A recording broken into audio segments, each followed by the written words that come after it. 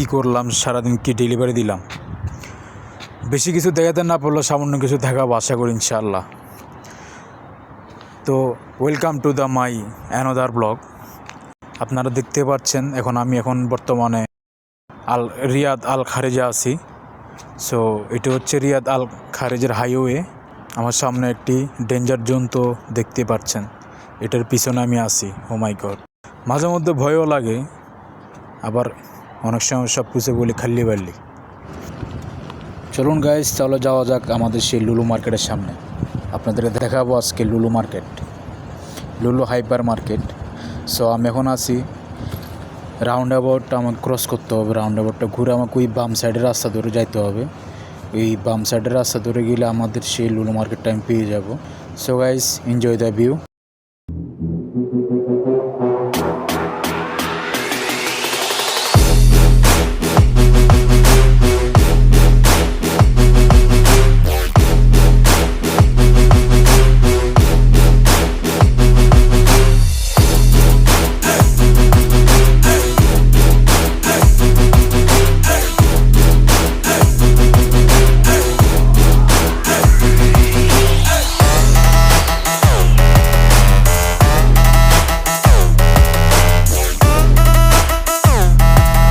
So guys, বলতে বলতে চলে আসলাম লুলু মার্কেটের আশেপাশে।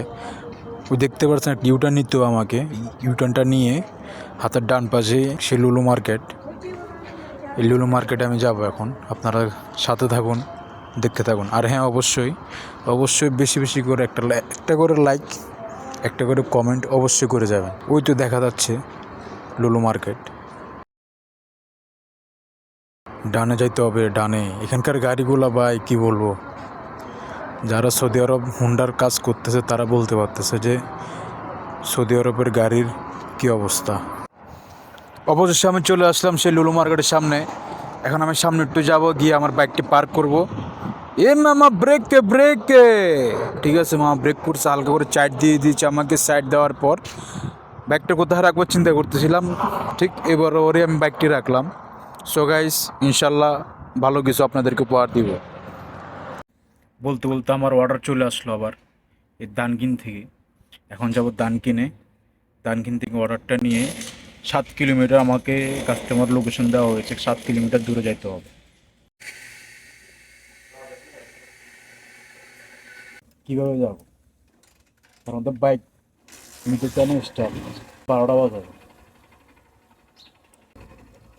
লোকেশনও চালু করলাম, কীভাবে দিই আল্লাহ মালুম কী হবে। সাথে থাকুন, দেখতে থাকুন। সালামু আলাইকুম, দেখি কেমন আছেন? কি বলবো গাইস, কোনো প্রকারের ঝামেলা হয়ে যাবে।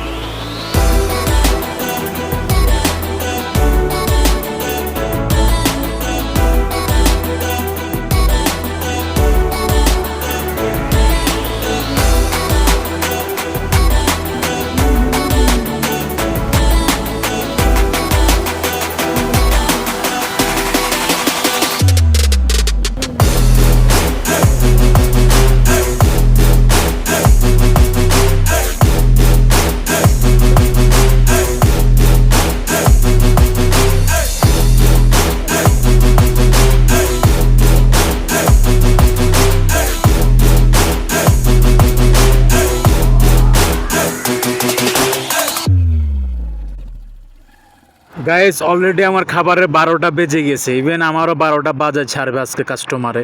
সো দেখুন কি অবস্থা আমার খাবারের, দেখুন কেমনে কি ভাই, কেমনে কি।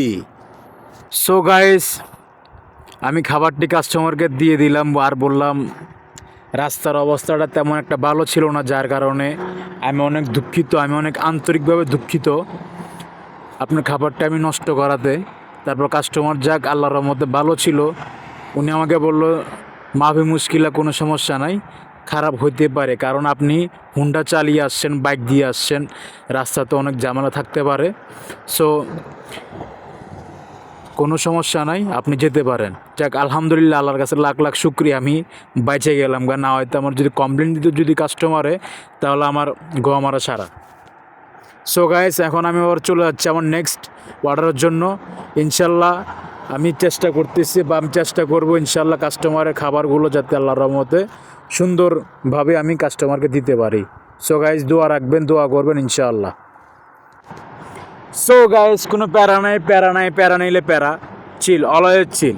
খাবার নষ্ট হইতে পারে, তার জন্য আমাকে যে মানে স্যাডনেসে থাকতে হবে তা এটা কোনো কথা না, এটা কোনো বিষয় না। ইনশাল্লাহ সামনে আরও ভালো কিছু হবে, আমি আরও চেষ্টা করতেছি ভালোভাবে খাবার ডেলিভারি দেওয়ার জন্য। মাঝে মধ্যে কফিতে পড়লে এরকম ডিস্টার্ব হয়, বিকজ কফির অর্ডার যারা পায় তারাই সেম প্যারাটা খায়, আমার মতোই খায়। সো গাইস আমি এখন যাচ্ছি কেএফসিতে, আমার আরেকটু অর্ডার আসছে, কেএফসির অর্ডারগুলো আসছে আলহামদুলিল্লাহ আমি অনেক খুশি, কারণ ওখানে তেমন লিকুইড জাতীয় কোনো খাবার নাই, ব্রোস্টেড থাকবে বা এরকম চিকেন জাতীয় যতগুলো খাবার আছে ওগুলো থাকবে। So guys enjoy the view and let's go for the best.